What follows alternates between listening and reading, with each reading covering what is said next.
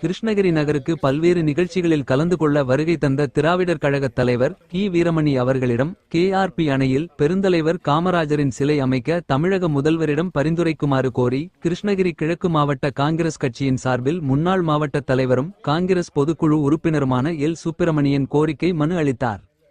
அந்த மனுவில் கிருஷ்ணகிரி மற்றும் தர்மபுரி மாவட்ட மக்களின் குடிநீர் தேவைக்கும் விவசாய வளர்ச்சிக்கும் அடிப்படையாக அமைந்த KRP அணையை கட்டி இப்பகுதியை வளமாக்கிய பெருந்தலைவர் காமராஜரின் நினைவாக அணையின் முன்பாக அவரது சிலை அமைக்கப்பட வேண்டும் என குறிப்பிடப்பட்டிருந்தது. மனுவை பெற்றுக்கொண்ட கி. வீரமணி அவர்கள் தர்மபுரி மற்றும் கிருஷ்ணகிரி மாவட்ட மக்களின் வாழ்வாதார முன்னேற்றத்திற்கு பெரும் பங்காற்றிய பெருந்தலைவர் காமராஜரின் நினைவாக KRP அணையில் சிலை அமைப்பது தொடர்பாக தமிழக முதல்வரிடம் உரிய முறையில் பரிந்துரைக்கப்படும் என உறுதியளித்தார். இதனைத் தொடர்ந்து பேசிய எல். சுப்பிரமணியன், KRP அணை கட்டப்பட்டதன் மூலம் கிருஷ்ணகிரி, தர்மபுரி உள்ளிட்ட 5 மாவட்டங்கள் வளம் பெற்றுள்ளதாகவும் பெருந்தலைவர் காமராஜரின் நினைவாக அணையின் முன்பாக சிலை அமைக்க வேண்டும் என கடந்த பல ஆண்டுகளாக போராடி வருவதாகவும் தெரிவித்தார்.